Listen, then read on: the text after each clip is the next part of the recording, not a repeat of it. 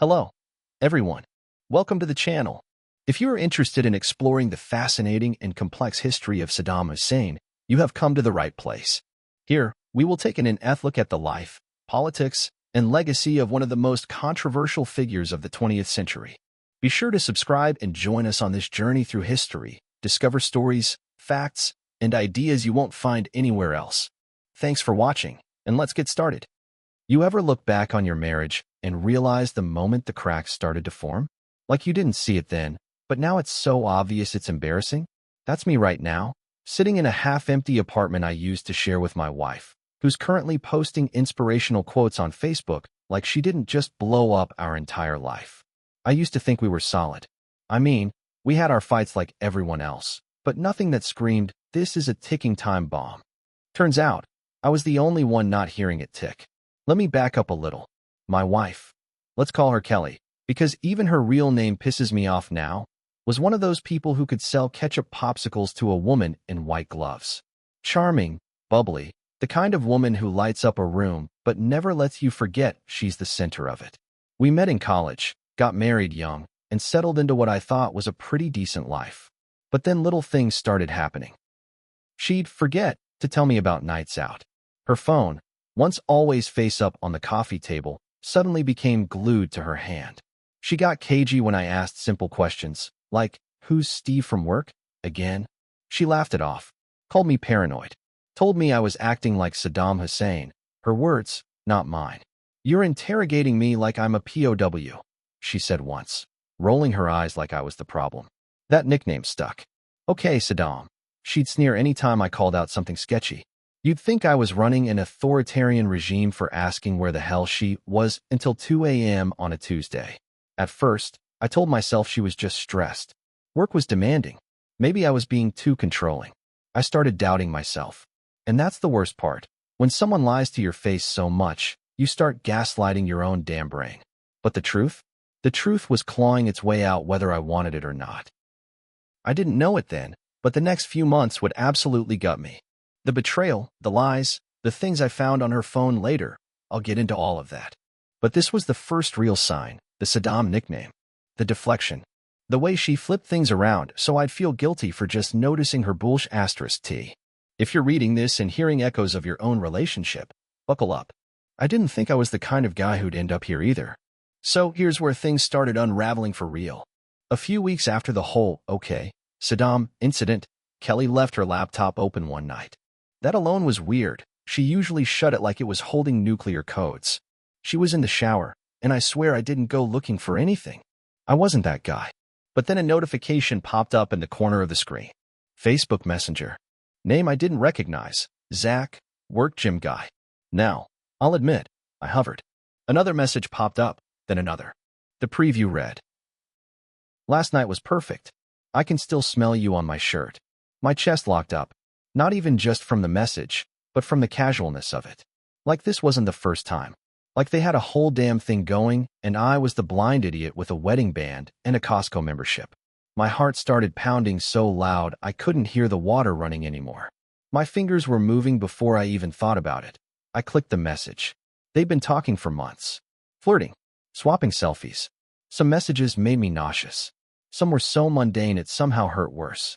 Like how she told him I don't really understand her like he does. Or how she hated that I didn't believe in astrology, and that made her feel emotionally repressed. What? It was all there.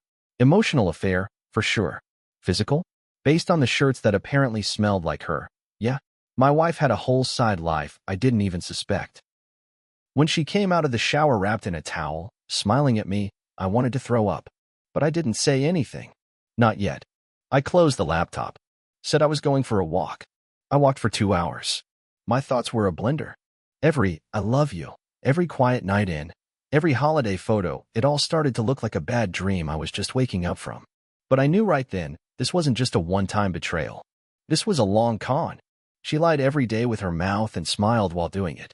And yet, I still wasn't ready to confront her. Not because I was scared of her, but because I was scared of the truth she'd confirm if I asked. Funny how someone calling you Saddam Hussein makes sense when you find out they've been running their own secret war behind your back. I didn't sleep that night. I lay in bed next to her, staring at the ceiling while she snored softly beside me like she hadn't just turned my heart into roadkill. Every breath she took made me angrier. It was surreal. How someone could be that two-faced. But I waited. I needed to be smart about it. I took pictures of the messages, screenshotted everything, sent them to my work email in case she nuked the laptop later. 2 days passed.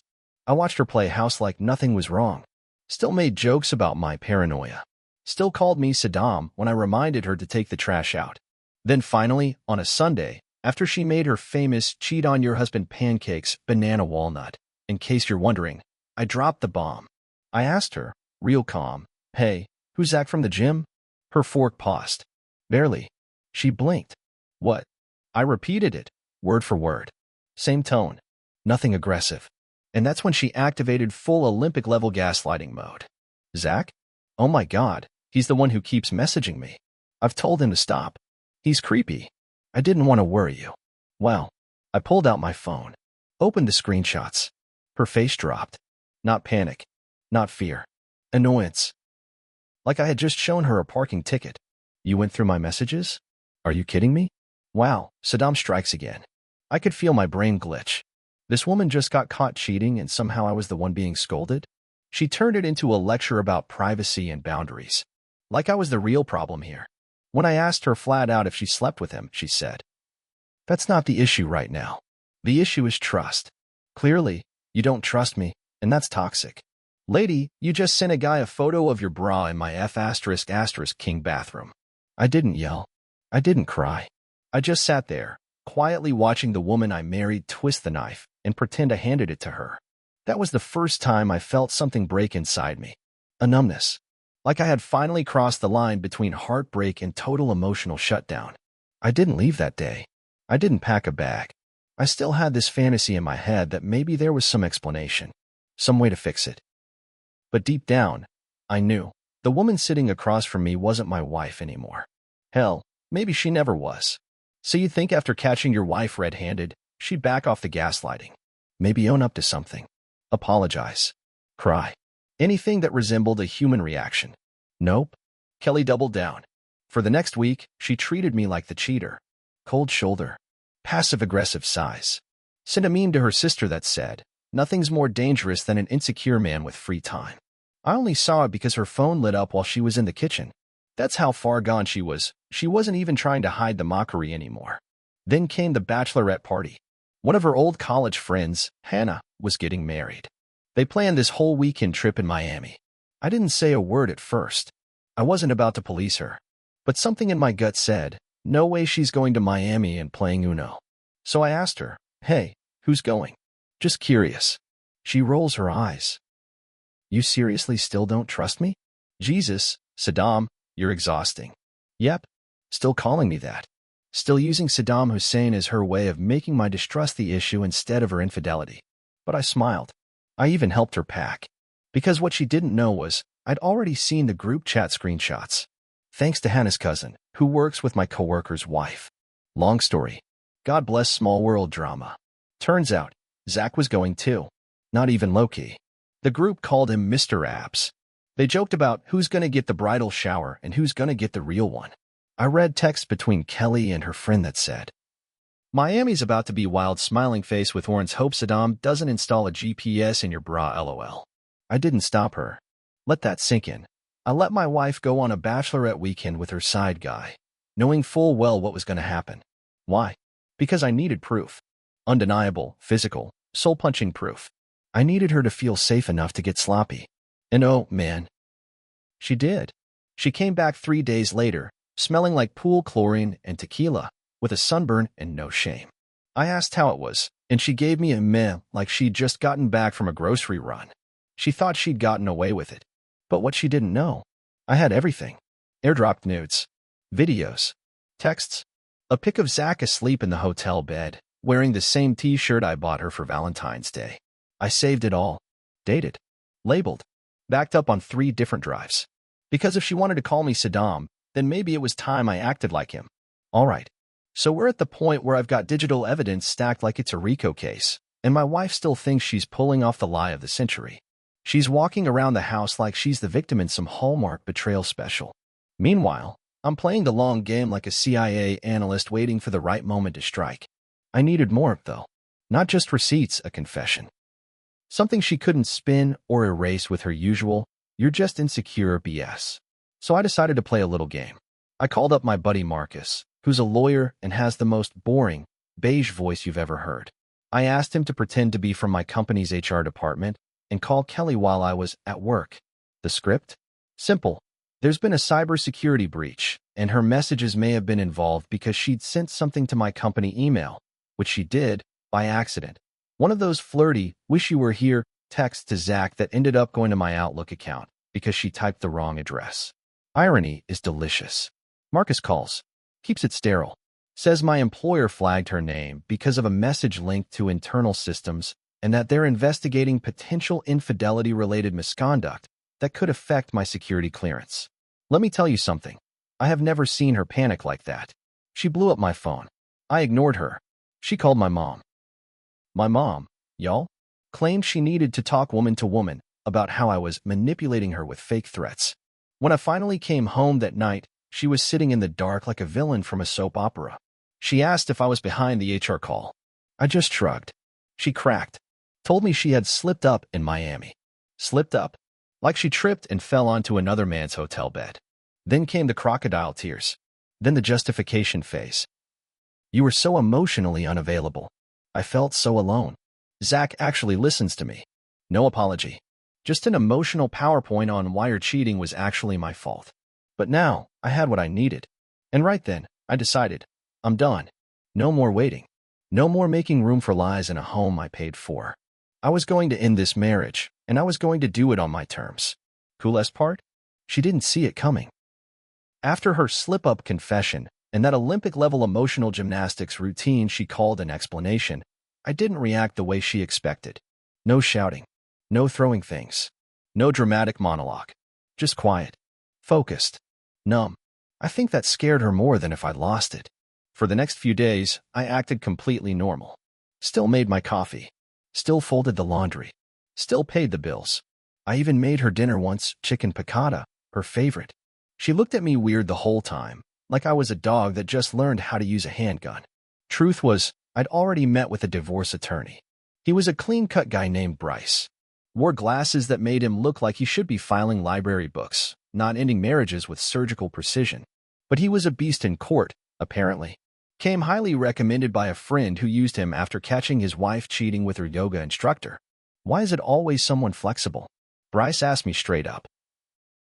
"Do you want to scorch the earth or walk away clean?" I told him, I want to walk away clean, but leave her standing in the ashes. So we got to work. I gathered every receipt, every message, every hotel booking, time-stamped photo, and synced text chain. I had call logs that lined up with her fake girls' nights and Uber rides to Zach's apartment that she claimed were to run errands. Bryce said I had more evidence than most people get in criminal trials. He laughed and called me meticulous Hussein. Low blow, but okay. We moved on. I also opened a separate bank account, quietly rerouted my paycheck, changed all my passwords, separated our shared logins, and even updated my emergency contacts. And then, like a cherry on top, I took her name off my car insurance after she scratched the bumper last month and blamed a shopping cart. Spoiler alert, it was a late-night drunk drive to see Zach. I was building an exit ramp, one spreadsheet at a time. Because when I walked away, I didn't want there to be a single loose thread she could yank on. The irony? During all this, she thought we were healing. Even started being affectionate again. Tried to initiate sex one night. I said no. She called me distant. I said I was just tired. But really? I was already gone. I picked a Thursday. She always worked late Thursdays. Well, supposedly. So I knew I'd have a few quiet hours at home before the storm. I took the day off. Spent the morning packing my essentials. Laptop, documents, sentimental stuff. Everything else. She could keep it. I didn't want our IKEA memories or the couch where I pretended to be asleep during her gaslighting TED Talks. At 2:47 p.m., my lawyer filed the divorce petition. At 3:03 p.m., she got served at her job. I didn't plan that for dramatic timing. It just happened that way. But poetic justice sometimes writes itself. And at exactly 3:12 p.m., she called me. I let it ring. Then the text started. "Kelly, What the actual F asterisk asterisk asterisk is this? Kelly, you blindsided me like a damn snake? Kelly, you couldn't even talk to me? After everything we've been through? Funny how betrayal turns into self-righteousness when the mirror finally flips. She came home around 6, slammed the door like we were filming a soap opera, and launched right into the performance. Red eyes, running makeup, the whole 9 yards. You're seriously just throwing everything away? I said, calmly. I didn't throw anything away. I watched it rot for a year, and now I'm cleaning up. She screamed, cried, accused me of emotional abuse and coldness and being manipulative with timing. Said I was humiliating her in front of her coworkers, as if she didn't cheat in front of my dignity. Then she pulled the nuclear option. You'll never find someone who'll love you like I did. I laughed. I actually laughed. Because for the first time in a long time, I saw it clearly, how small she had become. All that manipulation, those lies, that fake superiority, and at the end, she was just a scared person who lost control. I said, if that was love, I'm thrilled to live unloved. She tried to slap me. Didn't land. I didn't flinch. She stormed out, muttering something about her lawyer. Spoiler, she didn't have one. She thought I was bluffing. She was wrong. That night, I slept in peace for the first time in almost 2 years. Just me, a twin mattress in a rented apartment, and quiet. Beautiful, soul-healing quiet. So, a few days after the papers hit Kelly's desk like a wrecking ball with legal letterhead, I get a message request on Instagram. From Zach. Yep, Mr. Abs himself. The Miami side piece. The gym bro philosopher. The guy whose entire online persona is grind set meets thirst trap. His message? Hey man, just wanted to say no hard feelings. Things got complicated, and I didn't mean to get in the middle of your marriage. Hope we can be cool. I stared at the screen in disbelief. This man actually thought we were gonna have some kind of post-affair bro hug moment. Like I was going to dap him up for destroying my marriage and offer him a protein shake. So I replied, Hey Zach, appreciate the message. Just out of curiosity, how long were you banging my wife before it got complicated? No reply for a day. Then he sends a novella about emotional connections and how Kelly never really felt seen and how I shut her out emotionally. Basically, he was trying to lay emotional foundation to justify being the other man. Bro really hit me with a TED talk on empathy. I told him, simply, you weren't her connection. You were her escape hatch. That hatch closes the minute you stop being convenient. Hope she's not saving your number as Carla now too. Blocked him right after. Because honestly, he wasn't the enemy. He was just the shovel she used to bury our marriage. The real betrayal was hers. Zach was a clown, but she built the circus. But here's where it got truly absurd. Later that week, Kelly calls me. Not to apologize. Not to ask how I'm doing. Nope. To say she's seeing Zach seriously now and hopes I can find a way to support her decision. Support her decision to date the guy she cheated on me with. Y'all, I laughed so hard I nearly choked on my coffee. I told her the only support I'd be offering was child support if she ever found out she was pregnant, and not even from me. She hung up. I blocked her too. Not out of spite. Out of peace. Because by this point, I realized I'd spent years drowning in someone else's drama, someone else's selfishness, someone else's lies. And I was finally breathing again. So fast forward 3 weeks. I'm finally starting to feel like a human again. Sleep is normal. My diet doesn't consist of whiskey and regret. I've been working out, getting my focus back, even smiling again. Actual smiles, not those dead-inside corporate ones I used to wear around Kelly. And right when the dust is beginning to settle, she shows up at my new place. Uninvited. She's standing at my doorstep, hair done like it's 2017 again, holding a half-eaten smoothie and a face full of fake vulnerability. I open the door like, you lost. She gives me this sad little shrug. I don't know where else to go. Oh, I don't know, I said. Maybe to Zach's apartment. Or was he only good for hotel weekends and lying about who's picking up the Uber? She flinched, but kept going. She said Zach wasn't who she thought he was. Shocker. Apparently, once the fun wore off and the stakes got real, Zach wasn't so into building a future. Turns out he was dating someone else the whole time too. Probably 3 someone else's. Miami style. And suddenly, I wasn't the cold, boring husband anymore. Suddenly, I was safe. I was stable. I was the best thing that ever happened to her. She actually tried to hug me. I stepped back like she was radioactive, which, honestly, emotionally, she kind of was. I asked her, flat out, "Are you here because you love me? Or because you hate being?" Slid the chain across for emphasis. And on the other side, I heard her say, so softly I almost missed it, "You really don't love me anymore, do you?" And I stood there for a beat, just breathing, then said loud enough for her to hear, "Not the version of you who came to my door tonight. That woman? I don't even know her. She left. That was the last time I saw her in person. I wasn't planning to keep tabs on her. Truly, I had mentally vacuum sealed that whole chapter, stuck it in the freezer of my memory, and duct taped the door shut. But life, as always, loves a little drama. A buddy of mine, Mike, who works in real estate, texted me out of nowhere. "Yo, guess who just applied for an apartment next to my sister?" I replied, "No idea." "Your ex." He sent back. "Your ex." Kelly. Apparently, Zach dumped her, kicked her out of wherever they were staying, and she was now hopping from couch to couch like a traveling regret salesman. She'd applied for a small one-bedroom, half the size of what we used to have, and even tried to list me as an emergency contact. That was rich. Meanwhile, I was flourishing. New apartment, my own furniture, signed up for a cooking class, started actually enjoying being single. I wasn't healing, I was thriving. Then came the final legal meeting, the divorce settlement. She showed up in heels way too high for a courthouse and makeup that screamed desperation. I showed up in a clean navy suit, no tie, beard trimmed, posture straight. Bryce, my lawyer, leaned over and said, "You look like you won already." And he wasn't wrong. Kelly tried to argue for alimony. Let that sink in. The woman who cheated, lied, and humiliated me wanted me to finance her post-Zach meltdown. Bryce slid the evidence folder across the table like a movie villain. Photos, screenshots, receipts, GPS logs. Her lawyer took one look and said, "We should settle." She looked at the table like she'd just watched her own funeral. Final result? No alimony.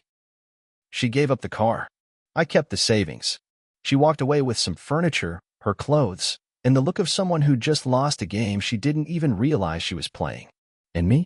I walked out that courthouse feeling like I'd finally exhaled after 2 years of emotional apnea. The sun felt warmer. The air felt clearer. And for the first time in a long, long time, I felt free. So, after the divorce was officially done and dusted, I faced the biggest question of all. What now? I was a 34-year-old freshly single dude with a long history of emotional scars and a laundry list of red flags I probably waved around like flags at a football game.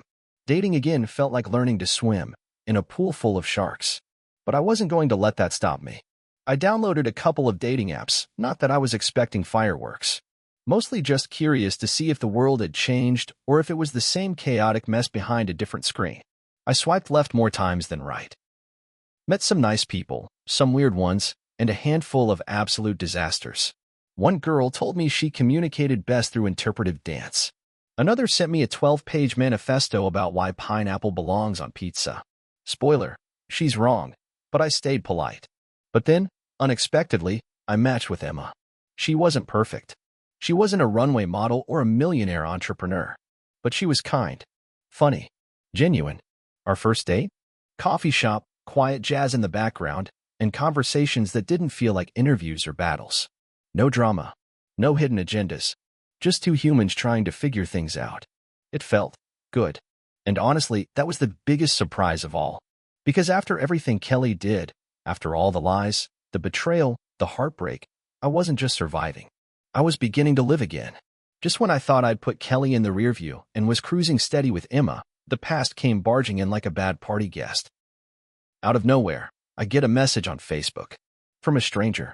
Turns out, it was Kelly's younger sister. She wrote, "Hey, I know this is random, but I heard about what happened between you and Kelly. She's not exactly telling the truth. You deserve to know." Curious and cautious, I asked what she meant. She spilled some serious tea. Apparently, Kelly had been spinning wild stories about me, calling me abusive, neglectful, and worse, to her whole family and circle of friends. She painted herself as a victim, the martyr in the relationship, while conveniently leaving out her side of the story.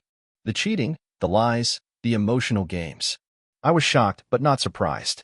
The bitchy, lying version of Kelly was still alive somewhere, thriving on distortion. Her sister said she wanted to clear the record, but was scared of Kelly's wrath. That message shook me more than I expected. I had been so focused on moving forward that I hadn't thought much about how deep the lies ran. But instead of feeling anger or wanting revenge, I felt something strange, relief. Because finally, someone on the inside saw the truth. I wrote back, "Thank you.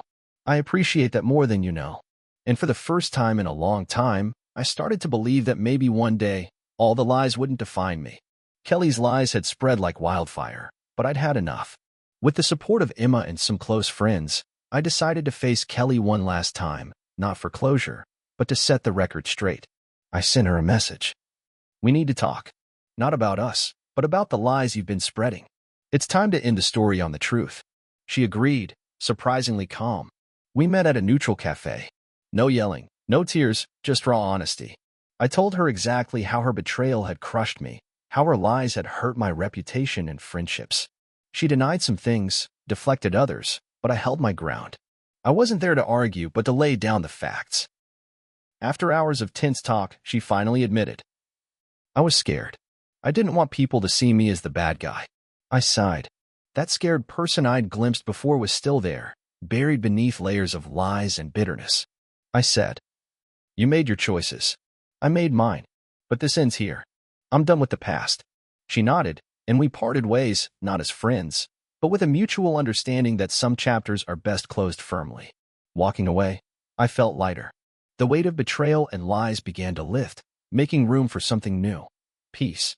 After that final meeting with Kelly, I knew the hard part was over, but the real work was just beginning. For years, my self-worth had been tied up in that toxic relationship. I questioned everything.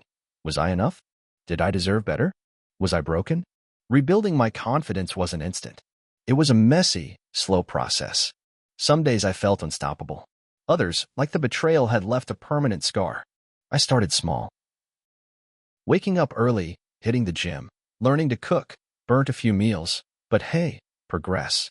I read books on self-growth and journaling, mostly to vent my feelings, but also to remind myself who I was beneath the chaos. One of the biggest boosts? Seeing the genuine smile on Emma's face when I made her breakfast or helped with her crazy work deadlines. She didn't care about my past. She cared about who I was now and who I was becoming. That gave me strength. I learned that confidence isn't about perfection or never falling down. It's about getting back up every damn time. So here I am, 2 years since Kelly's betrayal turned my world upside down, typing this out like a guy who's been through hell and back, and somehow found himself standing a little taller on the other side. What did I learn? First, people show you who they really are. Don't ignore the signs. I made the mistake of trusting someone who was good at pretending, but terrible at honesty. If your gut's screaming, listen. Second, betrayal cuts deep, but it doesn't have to define you. I spent months drowning in anger, hurt, confusion. But eventually, I realized that holding on to pain was only hurting me. Forgiveness, not for her, but for myself, was key to moving forward. Third, you deserve respect and love, period. No exceptions, no explanations. If your partner lies, cheats, or manipulates, that's their problem, not yours. Fourth, rebuild yourself from the ground up. Take time. Be patient. Find joy in small things again. It's not a race, it's your life. Lastly, don't be afraid to ask for help. Friends, therapy, even strangers online. Sharing my story here is part of that for me. You're not alone. If you're reading this because you're going through something similar, trust me, it sucks. But it will get better. Keep your head up. Protect your heart. And remember, sometimes the hardest endings are the start of the best beginnings. Thanks for listening. Op.